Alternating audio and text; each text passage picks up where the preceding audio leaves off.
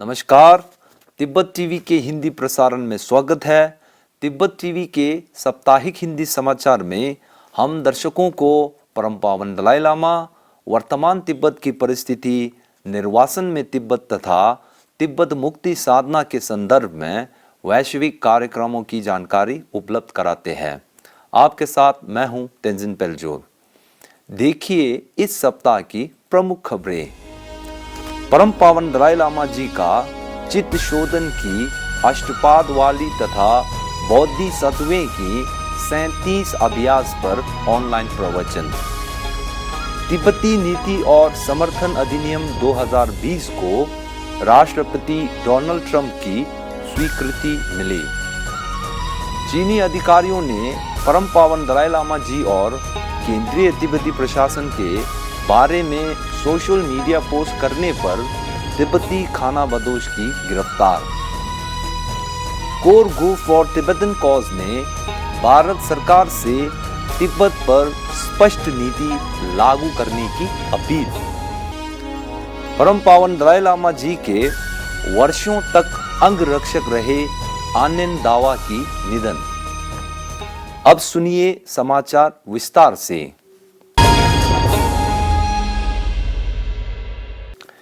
इसी 27 दिसंबर 2020 को परम पावन दलाई लामा जी ने उत्तरी अमेरिका के तिब्बती समुदाय के अनुरोध पर धर्मशाला स्थित अपने आवास से ऑनलाइन के माध्यम से गेशे लंगरी ठाकबा द्वारा विरचित चित्त शोधन की अष्टपाद वाली तथा ग्यालसे थोगमे जांगबो द्वारा विरचित बौद्धि सत्वें के 37 अभ्यास पर प्रवचन दिया था।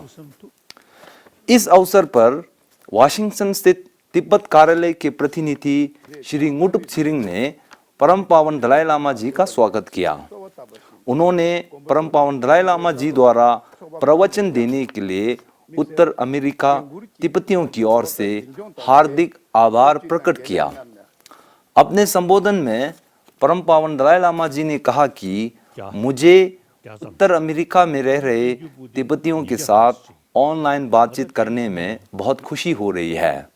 उन्होंने कहा कि 8वीं शताब्दी में तिब्बत के नरेश ट्रिजोंग देजेन ने चीन के साथ घनिष्ठ संबंध होने के बावजूद तिब्बत में बौद्ध धर्म का प्रचलन के लिए भारत को चुना था।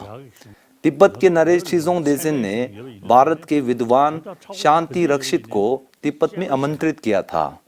शांति रक्षित ने बौद्ध साहित्य की पाली और संस्कृत में पढ़ाई करने की जगह उसका तिब्बती भाषा में अनुवाद करने का सुझाव दिया था।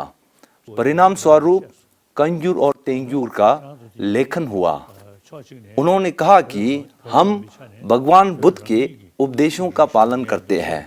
भगवान बुद्ध ने बताया कि हे भिक्षुओं और विद्वानों, जैसे सुनार सोने को काटकर, जलाकर और रगड़कर परीक्षण करते हैं, उसी प्रकार मेरे अनुयायी मेरे शब्दों को अच्छी तरह से जांच और कारण के साथ विश्वास करे, ना कि सिर्फ मेरे प्रति श्रद्धा एवं सम्मान के कारण विश्वास करें।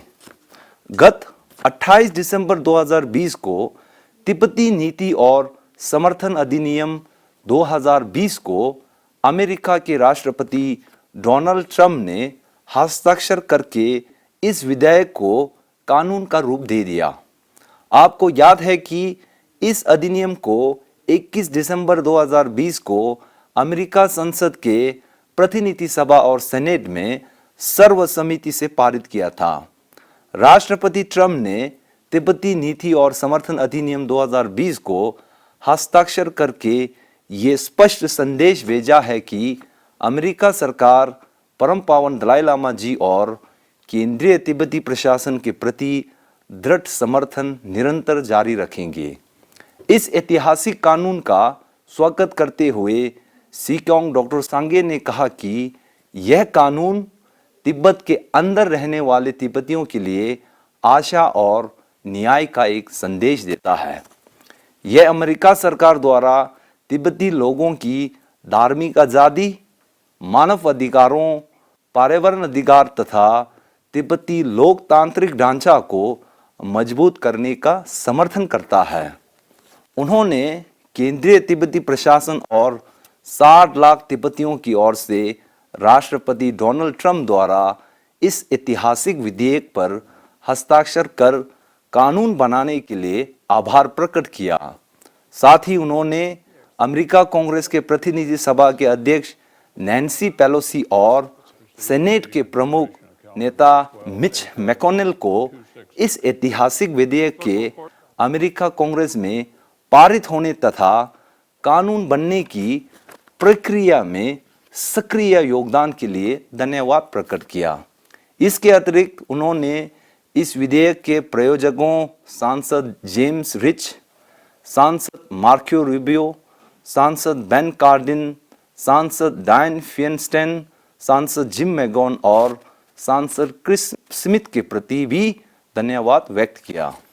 उन सभी लोगों को भी धन्यवाद दिया जो इस पूरी प्रक्रिया में रचनात्मक रूप से सहयोगी रहे। नमस्कार। इस नए साल में हमारे तरफ से भारतीय जनता लोगों को हार्दिक शुभकामनाएं देना चाहता हूँ। इस नए साल में आप स्वस्थ रहे, खुश रहे, आपके परिवार को उन्नति हो और सारे संसार में शांति फैले, ये हमारा अनुरोध है। और एक खुश खबर ये है कि यूएस कांग्रेस ने Tibetan policy and support act पास किया हुआ था और 2-3 दिन पहले ही प्रेसिडेंट अमेरिका ने दस्तखत देके उनको कानून बना दिया। अब Tibetan policy and support act एक कानून हो गया। ये एक्ट में हमारा टिबेटन के लिए पॉलिटिकल सपोर्ट है, ह्यूमन राइट्स पे कंसर्न है, डायलॉग होने के लिए सपोर्ट है, स्पेशल कोऑर्डिनेटर अपॉइंट करने के लिए, और तिब्बत का environment, religious freedom, specially central Tibetan administration को फॉर्मली एक्नॉलेज किया हुआ है। इसलिए ये एक्ट जो है हमारे लिए बहुत इम्पॉर्टेंट है। इसमें सबसे बड़ा रेसोल्यूशन ये है कि रिलीजियस फ्रीडम और रीइंकार्नेशन में चीन सरकार इंटरफेयर नहीं कर सकता। करेंगे तो अमेरिका ने सैंक्शन करेंगे। और ये भी कहा है कि तिब्बत का कैपिटल ल्हासा में यूएस काउंसलेट ओपन करना चाहिए। नहीं करेंगे तो चीन सरकार को अमेरिका में नया काउंसलेट ओपन करने को परमिशन नहीं देंगे। ऐसे बहुत स्ट्रॉन्ग सपोर्ट दिया हुआ है। ये खुश खबर हम आप सबको कहना चाहता हूँ, क्योंकि हम ये यकीन है कि भारत सरकार और भारत जनता भी तिब्बत के लिए अभी तक जितना सपोर्ट किया है उससे ज़्यादा ज़रूर करेंगे। ये भी हम आप लोग सबको विनती करता हूँ। इसलिए नए साल में हम ये सपना देखते हैं, ये हमारा ख्वाहिश है कि तिब्बत में हमारा फ्रीडम जो है वो रिस्टोर हुए और परम पावन दलाई लामा जी तिब्बत में जितने भी तिब्बती लोग हैं 6 मिलियन टिबेटन्स, उनको भी दर्शन मिले। आपके सपोर्ट से ये ज़रूर होगा। नए साल में फिर भी खुशकामनाएं देता हूँ। शुक्रिया। इसी प्रकार निर्वासित तिब्बती सांसद के अध्यक्ष श्री पेमा जुंगने ने तिब्बत के अंदर और निर्वासन में रह रहे तिब्बतियों तथा 16वीं निर्वासित तिब्बती सांसद की ओर से अमेरिका राष्ट्रपति डोनाल्ड ट्रंप द्वारा तिब्बती नीति और समर्थन अधिनियम को हस्ताक्षर कर कानून में लागू करने के लिए आभार प्रकट किया। इसी 29 दिसंबर 2020 को केंद्रीय तिब्बती प्रशासन के सीगोंग डॉक्टर लोब्सांग संगे ने अमेरिका के आधिकारिक दौरे के बाद धर्मशाला में वापसी की। उनकी इसी ऐतिहासिक यात्रा के दौरान अमेरिका ने तिब्बती नीति और समर्थन अधिनियम को लागू किया है। उनके धर्मशाला लौटने के दौरान काशाक के कालुन तथा तिब्बती लोगों ने इस ऐतिहासिक उपलब्धि के लिए उनका हार्दिक अभिनंदन किया। चीन सरकार द्वारा तिब्बत में मानव अधिकारों का हनन लगातार जारी है। इसी क्रम में एक तिब्बती खानाबदोश की अलोकतांत्रिक गिरफ्तारी का मामला सामने आया है। सूचना एवं अंतर्राष्ट्रीय संबंध विभाग के यूरोपीय यूनियन, संयुक्त राष्ट्र और मानवाधिकार डेस्क के अनुसार तिब्बत के अंदर चीनी अदालत ने तिब्बती खानाबदोश हिंड्रुप दोरजे को सोशल मीडिया ऐप्स वीचैट और वेबो में अलगाववाद को उकसाने के तथाकथित आरोप में 1 साल की सजा सुनाई है। उन्हें परम पावन दलाई लामा जी का चित्र एवं प्रवचनों की वीडियो तथा केंद्रीय तिब्बती प्रशासन के कर्मचारियों को 9 वर्ष की शुभकामनाएं संदेश सोशल मीडिया पर साझा करने के आरोप में गिरफ्तार किया है। हिंड्रुप दोरजे तिब्बत के आमतो प्रांत के घंगरी गांव की रहने वाले तिब्बती है।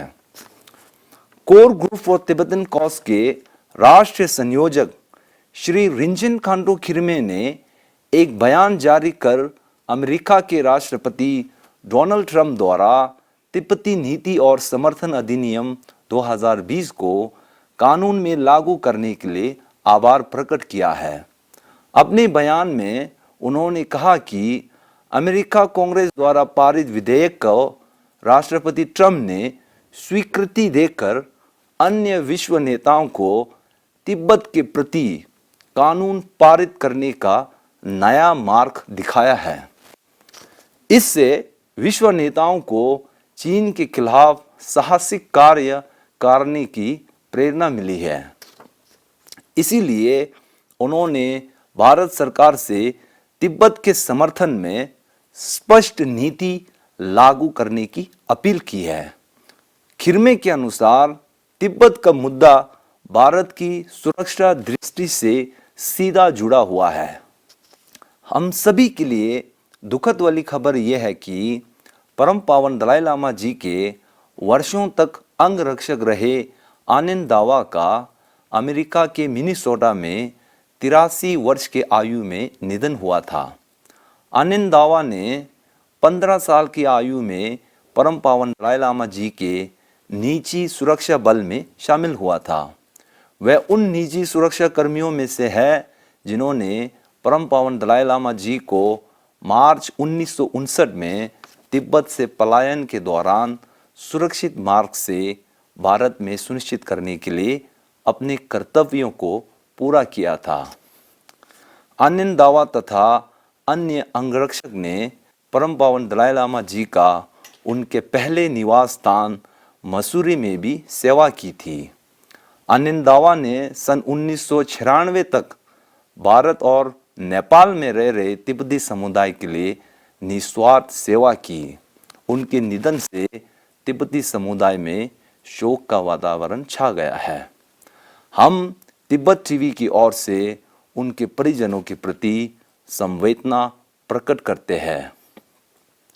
अंत में तिब्बत टीवी के सभी दर्शकों को नव वर्ष 2021 की ढेर सारी शुभकामनाएं। आप सभी स्वस्थ एवं खुश रहे और तिब्बत के आंदोलन में निरंतर समर्थन देते रहे। धन्यवाद। इसी के साथ आज की खबरें यही समाप्त होती है। अगले हफ्ते हम फिर मिलेंगे। मुझे दीजिए आज्ञा। नमस्कार।